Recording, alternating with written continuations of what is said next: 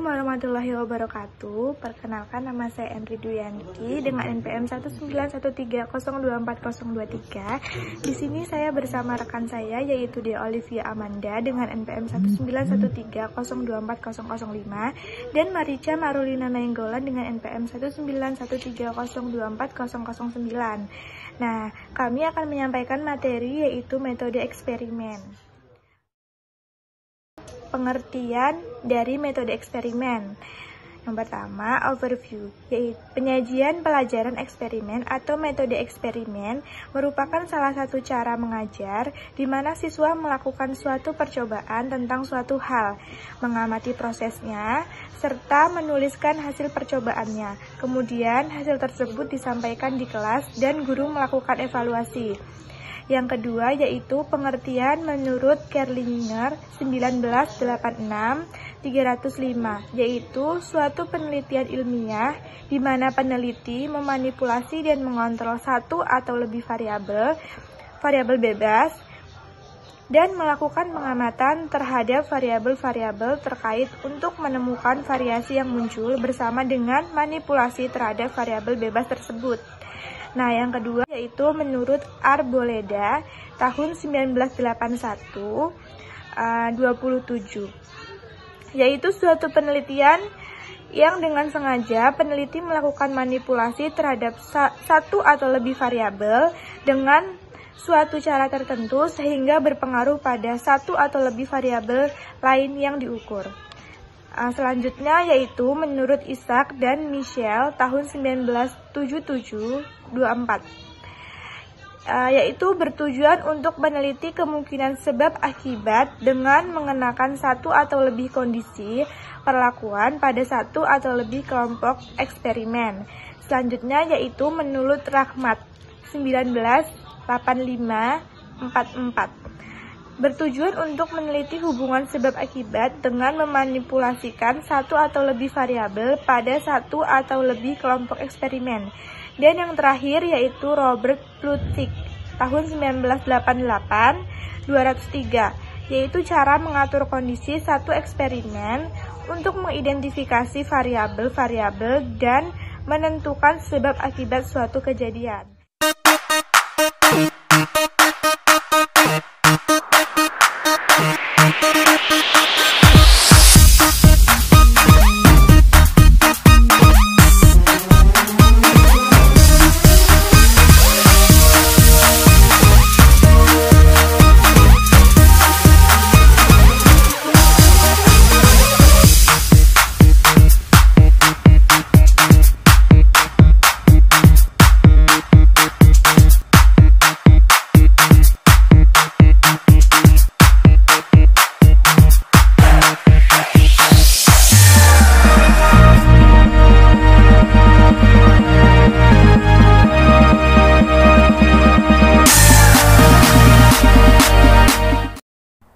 Baiklah, pada bagian kedua yaitu mengenai peran guru dan siswa dalam metode eksperimen. Dalam metode eksperimen, baik guru maupun siswa itu memiliki perannya masing-masing pada saat pembelajaran. Kita masuk ke bagian yang pertama yaitu peran guru dalam metode eksperimen. Adapun peran-peran guru sebagai berikut. Yang pertama ialah sebagai perencana. Jadi dalam proses belajar mengajar, dengan menggunakan metode eksperimen, guru membuat rencana pengajaran yang meliputi menyiapkan alat yang diperlukan, tempat duduk siswa, menciptakan kondisi belajar siswa untuk melaksanakan demonstrasi tersebut, dan eksperimen. Selanjutnya, selain sebagai seorang perencana, guru juga tentunya sebagai seorang pengajar. Dalam hal ini, guru memberikan penjelasan dan juga mendemonstrasikan sesuatu, prosedur, atau proses, mengusahakan seluruh siswa agar dapat mengikuti dan mengamati demonstrasi dengan baik, serta memberi kesempatan kepada siswa untuk mencoba melakukan sendiri sehingga siswa merasa yakin tentang kebenaran suatu proses. Yang selanjutnya yaitu sebagai evaluator. Dalam proses belajar mengajar dengan menggunakan metode demonstrasi dan juga eksperimen, guru sebagai evaluator yaitu menilai sejauh mana hasil demonstrasi eksperimen yang dipahami oleh siswa. Jadi kita balik lagi, peran guru tadi ada 3, yaitu sebagai perencana, selanjutnya sebagai pengajar, dan juga sebagai evaluator. Kita beralih dari peran guru ke peran siswa. Berikut merupakan peran siswa dalam metode eksperimen. Jadi, dalam proses belajar mengajar dengan menggunakan metode eksperimen ini, siswa sebagai subjek didik yang terlibat aktif diberi kesempatan untuk mencoba melakukan sendiri, agar siswa ini merasa yakin tentang kebenaran dari suatu proses. Nah, dalam proses belajar mengajar, peran siswa hanya sekedar memperhatikan karena metode eksperimen dapat menyajikan bahan pelajaran lebih konkret. Jadi, dalam proses belajar mengajar, siswa itu hanya memperhatikan. Yang membuat siswa itu menjadi lebih aktif adalah pada saat eksperimennya. Karena pada saat eksperimen tersebut, siswa melakukan percobaannya sendiri dan juga menyajikan bahan pelajaran lebih konkret agar pelajaran tersebut dapat dipahami oleh siswa. Kemudian, yang ketiga ada pelaksanaan metode eksperimen dalam pembelajaran biologi. Overview. Dalam pembelajaran biologi, metode eksperimen merupakan salah satu metode pembelajaran yang berpusat pada siswa untuk melakukan proses percobaan baik secara berkelompok maupun perorangan untuk memahami konsep-konsep sains. Metode eksperimen dalam pembelajaran biologi.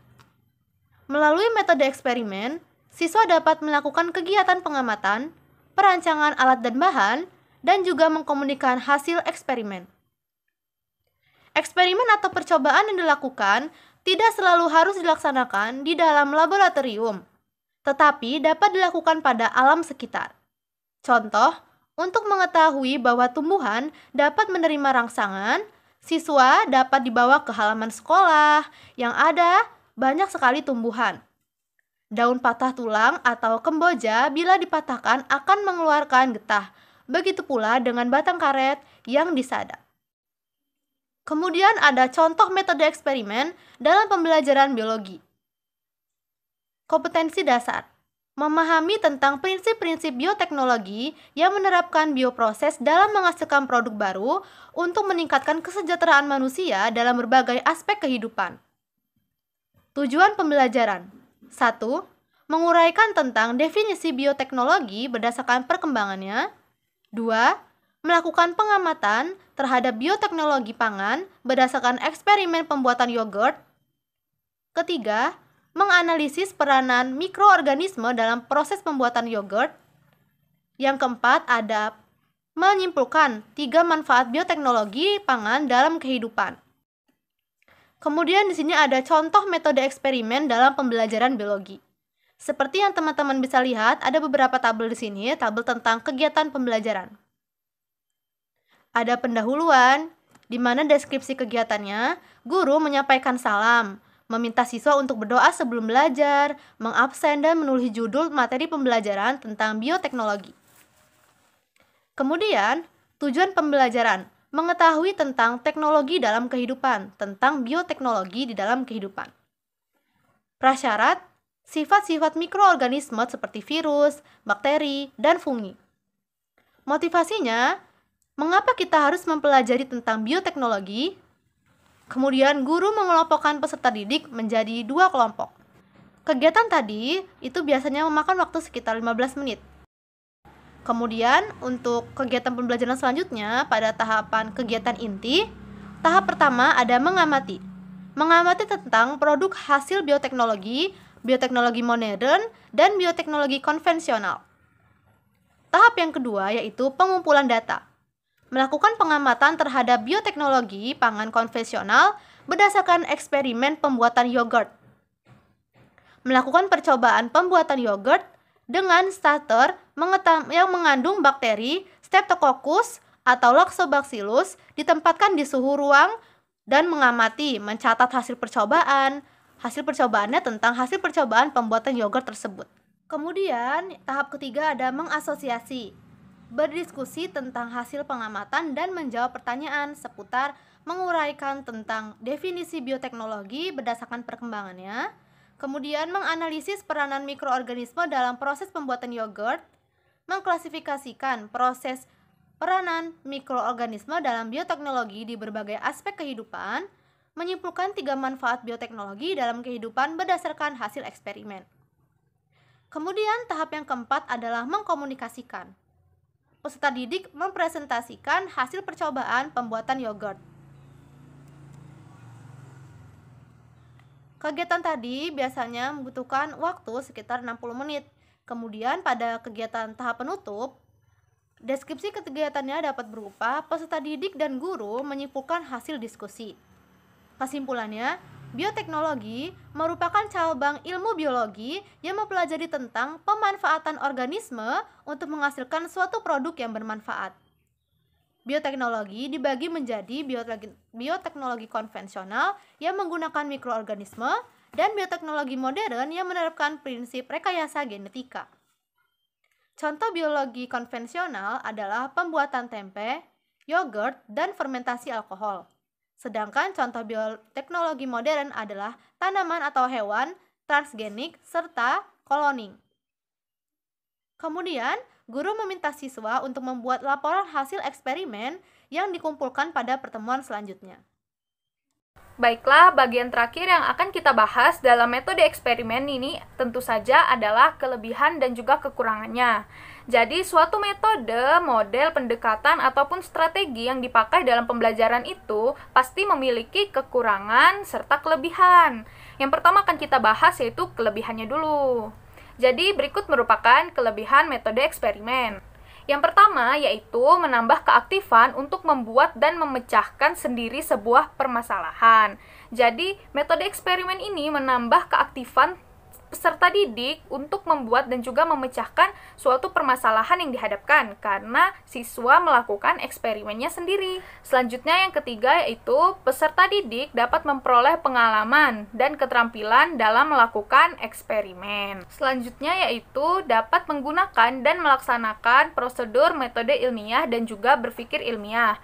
Jadi, peserta didik dengan menggunakan metode eksperimen ini dalam suatu materi pembelajaran itu dapat melaksanakan suatu prosedur metode ilmiah dan juga dapat membantunya untuk semakin berpikir secara ilmiah. Yang selanjutnya dapat memperkaya pengalaman dan berpikir siswa dengan hal-hal yang bersifat objektif, realitas, dan juga menghilangkan verbalisme. Kemudian, melalui eksperimen, siswa dapat menghayati sepenuh hati dan mendalam mengenai pelajaran yang diberikan. Jadi, karena siswa itu terjun langsung ke dalam pembelajaran dan melakukan percobaan, jadi tentang materi yang dipelajari itu akan dihayati sepenuh hati dan mendalam oleh peserta didik. Kita tadi telah membahas tentang kelebihan dari metode eksperimen ini. Jika ada kelebihan, pasti ada kekurangannya dong. Selanjutnya, kita bahas kekurangan metode eksperimen. Nah, yang pertama yaitu tidak semua mata pelajaran dapat menggunakan metode ini. Jadi, ada beberapa mata pelajaran yang mungkin hanya dilakukan di dalam kelas, tidak mungkin untuk dilakukan eksperimen atau percobaan. Selanjutnya, jika eksperimen memerlukan jangka waktu yang lama, maka peserta didik juga harus menanti untuk melanjutkan pelajaran. Jadi, pada saat suatu eksperimen itu membutuhkan jangka waktu yang cukup lama, maka pelajarannya pun harus sampai hari selanjutnya. Selanjutnya, yang ketiga yaitu kesalahan dan kegagalan siswa yang tidak terdeteksi oleh guru dalam bereksperimen berakibat siswa keliru dalam mengambil kesimpulan. Jadi pada saat melakukan suatu percobaan, namun itu gagal atau salah tapi tidak terdeteksi oleh guru, maka siswa pun akan keliru dalam mengambil sebuah kesimpulan dalam eksperimen yang dilakukan. Yang keempat, tidak cukupnya alat-alat mengakibatkan tidak setiap anak didik itu berkesempatan untuk melakukan eksperimen. Jadi, jika misalnya di dalam sebuah sekolah itu hanya memiliki satu mikroskop, sementara dalam pembelajaran itu ada sekitar 3 kelompok, maka siswa yang lainnya itu tidak berkesempatan untuk melakukan eksperimennya karena kekurangannya alat. Yang terakhir yaitu memerlukan keterampilan atau kemahiran dari pihak guru dalam menggunakan serta membuat alat-alat eksperimen. Demikianlah kelebihan dan juga kekurangan dalam metode eksperimen. Jadi, berdasarkan pelaksanaannya dalam pembelajaran, metode eksperimen pastilah memiliki beberapa kelebihan yang disertai dengan kekurangannya juga. Demikianlah yang bisa kelompok kami sampaikan. Semoga materi pada video kali ini yang membahas tentang metode eksperimen dapat bermanfaat bagi teman-teman sekalian yang menonton. Kami ucapkan terima kasih dan sampai jumpa pada video selanjutnya.